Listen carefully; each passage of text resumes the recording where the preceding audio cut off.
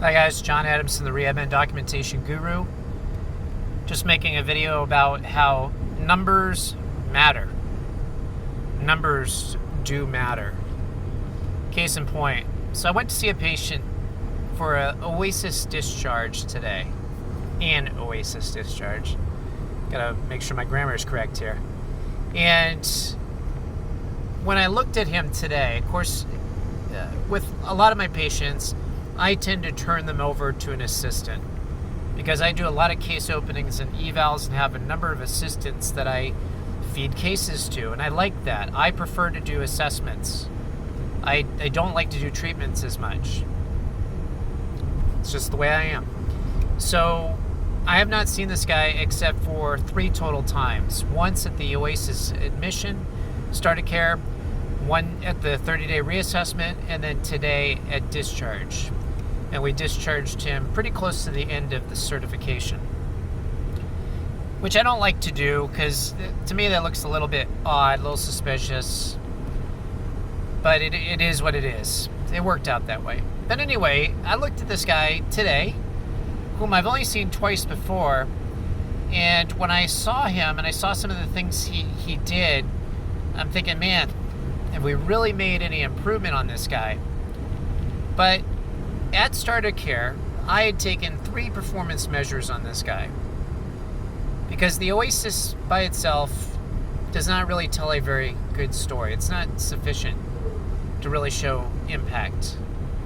And what I noted was on the 30-second chair rise test, the tug, and the Tinetti, all 3 measures of performance, he did a lot better.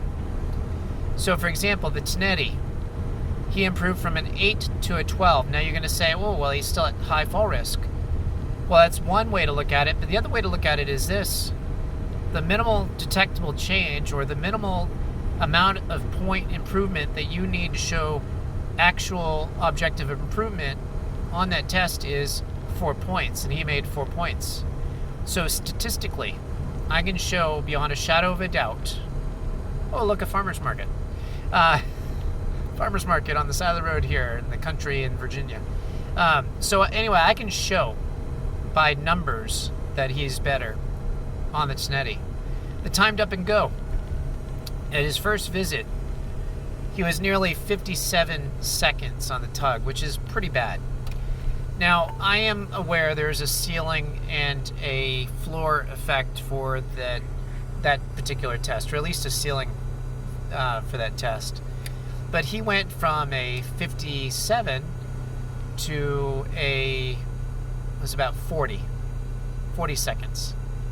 Now, he's still at a very high fall risk, and that's not a great performance at all. But it is statistically significant because there is a minimal detectable change for that as well. And it's about 4 seconds. So that improvement is significant. Now, what about the 30-second chair rise test, which I also did with this guy?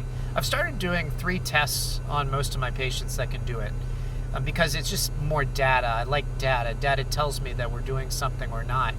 And on the 30-second chair rise test, this guy went from modified, in other words, use of arms, 5 repetitions, to a non-modified, no use of arms, 9 repetitions. Now, every 2 repetition improvement is statistically significant. So what am I saying by all these numbers? Even though I'm looking at the guy and I'm thinking, I don't really recall, but it doesn't look like he's that much better, the numbers tell a different story. And so I've done previous videos on the importance of standardized tests and the reason we do them beyond things like the Oasis or the MDS or the IRF-PAI, these Medicare designed tests that really are not sensitive enough to proving either improvement or not by therapy. And so use the tests. Those just happen to be the 3 that I used today. And you might have other ones you want to use, but they will tell you much more relevant information about your value to the patient than Medicare testing allows for.